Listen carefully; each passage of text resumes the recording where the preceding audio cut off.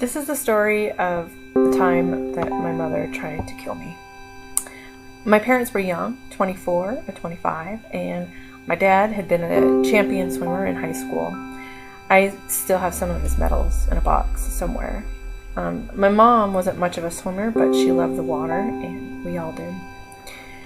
The area around where I grew up has hundreds of these swimming pools, and my parents always seemed to have this specialized knowledge about where they were.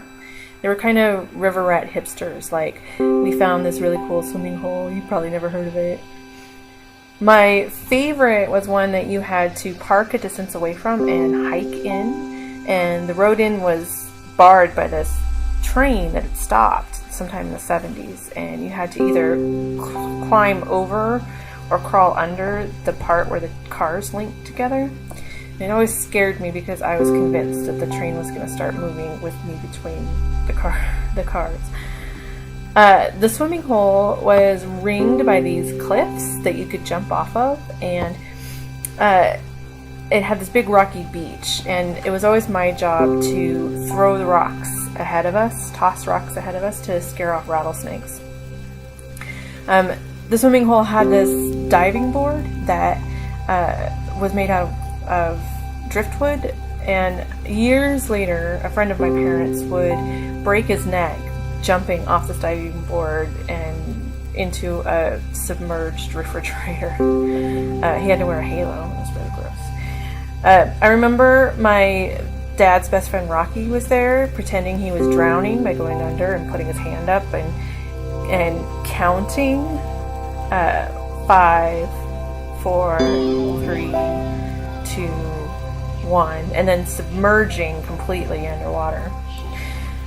By the next summer, Rocky will have died after jumping or falling off the Main Street Bridge into the river. When my mom and I were out in the water, I begged her to swim me around on her back so I could pretend to be Jaws. And I would do this by making a fin on top of my head with my hands and going dudum, dudum, dudum. I learned how to do this at the kiddie pool at Till Taylor Park from my friend Vanessa Grogan, and I thought it was hilarious. So when I finally wore her down, I jumped on her back and we headed straight for the deepest part of the swimming hole.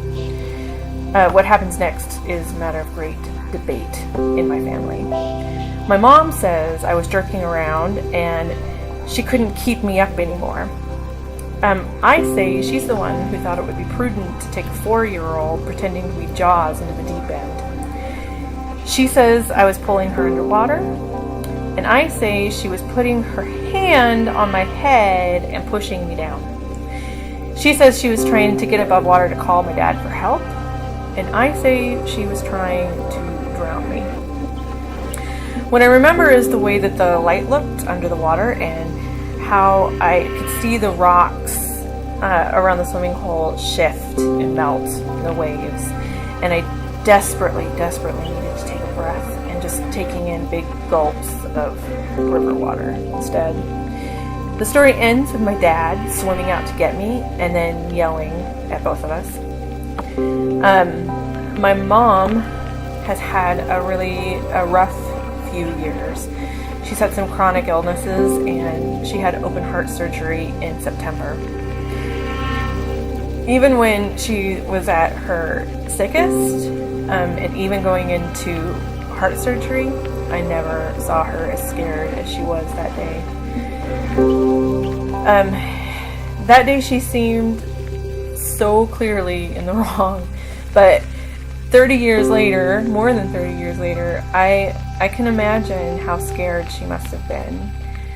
I think not for herself, but